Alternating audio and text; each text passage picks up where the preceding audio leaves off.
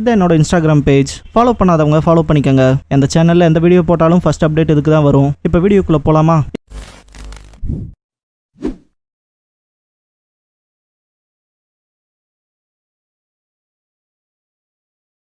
Hello guys, நீங்கள் பார்க்குறது Tamil anime and நான் தான் உங்கள் சென்பாய். இந்த வீடியோவில் நருட்டோ ஷிப்புடன் சீசன் 1 எபிசோட் 9 நம்ம பார்க்க போகிறோம். இந்த எபிசோடோட ஸ்டார்டிங்லேயே பார்த்தீங்கன்னா ஜின்சுரிக்கிஸ் டிஎஸ் அப்படிங்கிற இந்த எபிசோடோட டைட்டில் போட்டு ஸ்டார்ட் பண்ணுறாங்க. ஓப்பனிங்லேயே சான்ஷினோபி சேர்ந்த ஒருத்தன் பார்த்தீங்கன்னா வெடிக்காத ஒரு பேப்பர் பாம்பை கண்டுபிடிச்சிருவான். இந்த ஒரு விஷயத்தை நம்ம டெட்டனேட் பண்ணி ஆகணும் அப்படின்பாங்க. அதனால ஒர்க் பண்ணுறதை எல்லாத்தையுமே ஸ்டாப் பண்ணுங்க, இதை நம்ம டெட்டனேட் பண்ணலான்ட்டு ரொம்ப தூரம் தள்ளி வந்து அந்த பேப்பர் பாம்பை வெடிக்க வைப்பாங்க. சான் கமிட்டியில் பார்த்தீங்கன்னா புது காசைக்காகவே நம்ம டிசைட் பண்ணி ஆகணும்னு பேசும்போது அது எப்படா இவ்வளோ ரெக்லஸாக பேசுகிறீங்கன்ட்டு ஆப்போசிட்லேருந்து கத்திட்டு இருப்பாங்க. காசைக்காகவே நம்ம காப்பாற்றணும் தான், அதை விட ப்ரியாரிட்டியான விஷயம் நமக்கு புது காசைக்காக வேணும். அப்படின்னா தான் நம்மளோட இந்த வில்லேஜை கொஞ்ச நாள் சேஃபா வச்சிருக்க முடியும் அப்படின்பாங்க.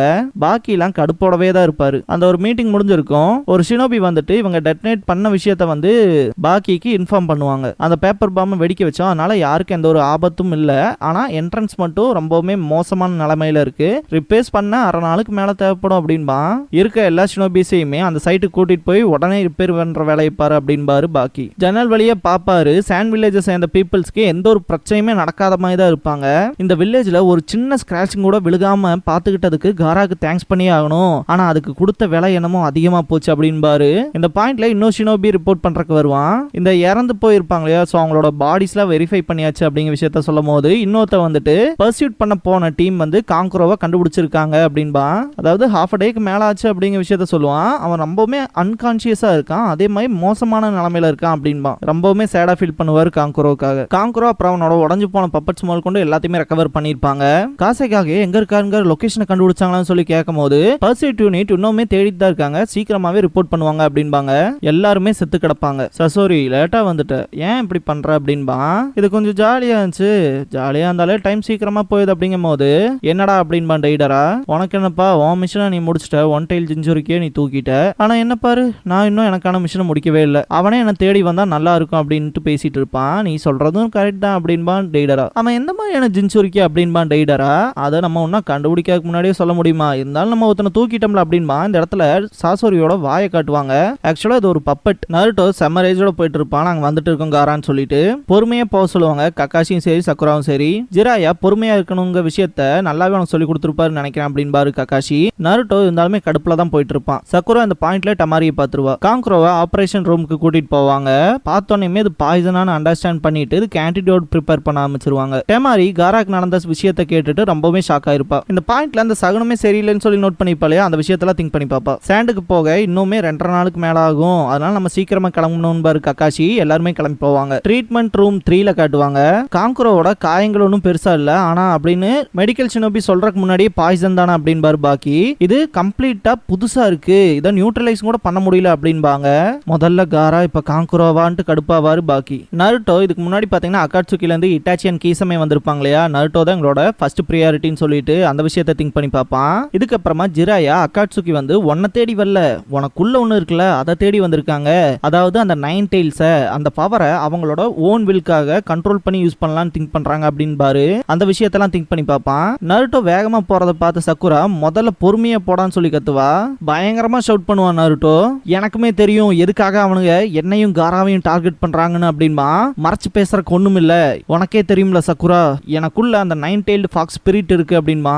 டெமாரி ஷாக் ஆவா. நருட்டோ சின்ன பையனா இருப்பான். எல்லா பெரியவங்களுமே இது அந்த பையன் தானே அப்படின்ட்டு அவங்ககிட்ட இருந்து டிஸ்டன்ஸை மெயின்டைன் பண்ணிட்டே தான் இருந்திருப்பாங்க. இவங்ககிட்ட நிக்க வேண்டாம் வாங்க போலான்ட்டு எல்லாம் கிளம்புவாங்க. இன்ஃபேக்ட் அது ஒரு சின்ன குழந்தைன்னு கூட தெரியாத மனுஷங்க தான் இவங்க. நருட்டோ அவனோட நெஞ்ச புடிச்சுக்கிட்டு காராவும் நானும் சேம், எங்களுக்குள்ள அந்த மான்ஸ்டர் இருக்கு, அதை தேடி தான் அந்த நாயை வரானுங்க அப்படின்ட்டு ஒரு மரக்கிளையில கால வைப்பான். அது பயங்கரமா உடையும். இது பாத்தீங்கன்னா நருட்டோவோட ரேஜ ஷோ பண்ணும். நருட்டோ அவனுங்க எங்களை ஒரு மான்ஸ்டரா மட்டும் தான் பாக்குறானுங்க, அதுதான் எனக்கு பிடிக்கல அப்படின்ட்டு கத்துவான். காரா நருட்டோ கிட்ட சொல்லியிருப்பான் இல்லையா மான்ஸ்டரா, அப்ப நீ நானும் சேம் தான், நான் பிறக்கும் போதே மான்ஸ்டரா தான் இருந்தேன் அப்படின்னு இருப்பான் இல்லையா நருட்டோ கிட்ட. அதை திங்க் பண்ணி பார்ப்பான். நானும் அவனும் எல்லா வகையிலுமே சேம் தான், என்னை விட ஜாஸ்தியாவே அவனுக்காக அவன் போராடி இருக்கான் அப்படின்னு சொல்லும் போது யாருனாலுமே எந்த வார்த்தையுமே சொல்ல முடியாது. காரா இதுக்கு முன்னாடி சொல்லியிருப்பான், அவங்கள பொறுத்த வரைக்கும் நான் ஒரு கலைப்பொருள், அவங்க அழிக்க விரும்புற கடந்த காலம். அப்புறம் ஏன் நான் இங்க இருக்கணும், எதுக்காக நான் வாழ்றேன், அதை தான் நினைச்சிட்டு இருக்கேன். ஆனா அதுக்கான பதில் எனக்கு கிடைக்கல.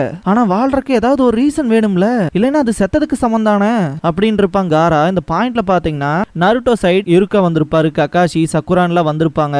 ஆனா காராவுக்கு தனிமையை தவிர வேற எதுவுமே கிடைச்சிருக்காது. நருட்டோ அந்த விஷயத்தை திங்க் பண்ணி பார்த்துட்டு தான் ஏன் எப்ப பார்த்தாலும் அவனுக்கே எல்லா மோசமான விஷயமும் நடக்குது, அவனை இந்த தடவை அவனுங்க தேடி வந்துட்டானுங்க, நான் கண்டிப்பா இது நடக்கிறதுக்கு விட மாட்டேன், எப்படியா இருந்தாலும் நான் அவனை காப்பாத்தியே தீருவேன் அப்படின்பா.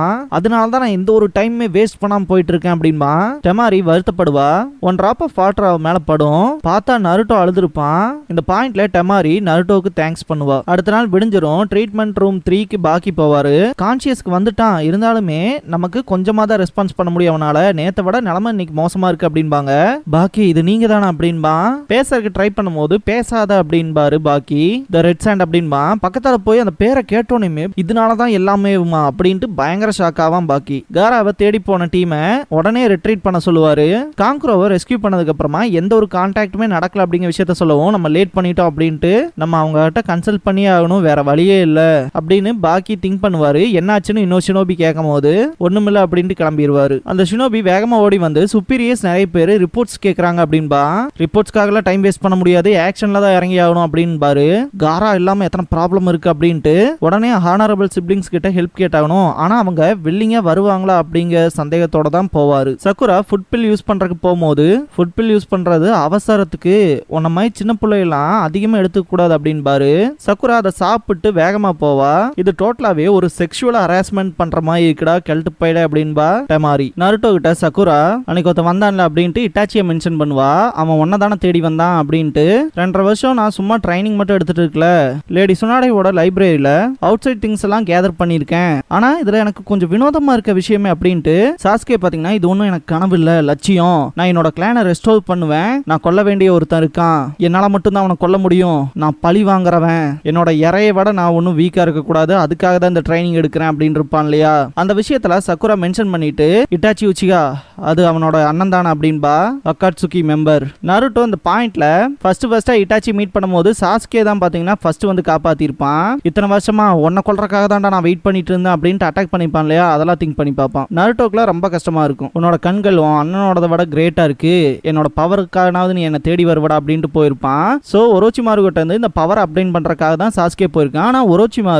ஆனா சாஸ்கேவோட உடம்பு மேல மட்டும் தான் அவன் குறியா இருக்கான். அந்த ஒரு பொசிஷனை தடுக்கிறதுக்குமே நம்ம கிட்ட வெறும் 6 மாசம் தான் கையில இருக்கு அப்படின்பா. சக்குராக்கு இதை பத்தி எல்லாம் கூட தெரியுமா அப்படின்ட்டு ஷாக் ஆவா நருட்டோ. சக்குரா இந்த பாயிண்ட்ல நம்ம மட்டும் இப்ப அக்காட்சுகியை நெருங்கிட்டோம்னா நமக்கு ஒரோச்சிமாருவை பத்தின இன்ஃபர்மேஷன் கிடைக்கும், அதுக்கப்புறமா நம்ம சாஸ்கேவை நெருங்கிடலாம் அப்படின்ட்டு இட்டாச்சி மேலதான் பயங்கர கடுப்புல இருப்பா. அவனாலதான சாஸ்கே ரொம்ப தூரம் போயிட்டான். அதே மாதிரி நருட்டோவையும் வேற சேஸ் பண்ணிட்டு இருக்கானுங்க. இந்த தடவை எப்படியாச்சும் சாஸ்கே அண்ட் நருட்டோ 2 பேத்தையுமே நான் காப்பாத்துவேன் அப்படின்னு திங்க் பண்ணுவா. பாக்கி அந்த ஹானரபிள் சிப்ளிங்ஸை மீட் பண்றதுக்கு போகும்போது எபிசோ சியோ கிட்ட நம்மளை யாரும் நெருங்கிட்டு இருக்காங்க அப்படின்பாரு. ரியாக்ஷனே இருக்காது. அக்கா நீ முழிச்சிட்டு தான் இருக்கியா அப்படின்பா எபிசோ. பாக்கி ரீச் ஆயிருவான். அக்கா அப்படின்ட்டு கத்துவான் எபிசோ. திரும்ப ஆன்னு கத்துவாரு.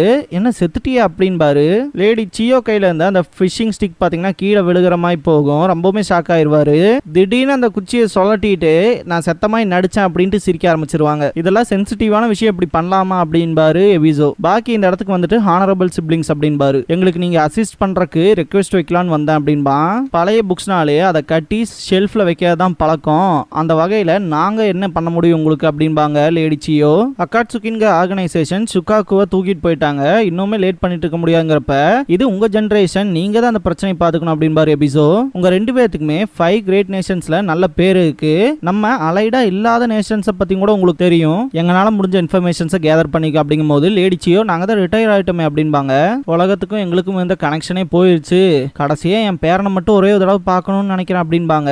அப்ப இது கன்வீனியன்ட்டா போச்சு, அக்காட்சுகி மெம்பர்ஸ்ல உங்க பேரனும் ஒருத்தன் அப்படின்பாரு. பாக்கி லேடி சியோ அப்படின்னு கூப்பிடுவாரு. அவங்க ரொம்பவுமே மனசுடைஞ்சு இருப்பாங்க.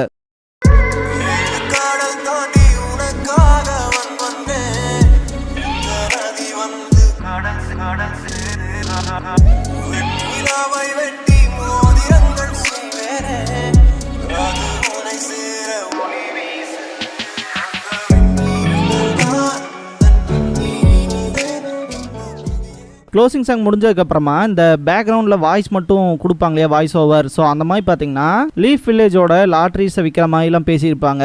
Next time ceiling jutsu 9 Phantom dragons அப்படிங்கிற எபிசோட தான் பார்க்க போறோம் அப்படின்பா. இதுக்கப்புறமா நிஞ்சா ஸ்கூல் ஸ்பெஷல் கிளாஸ்ங்கிற டைட்டில் போடுவாங்க.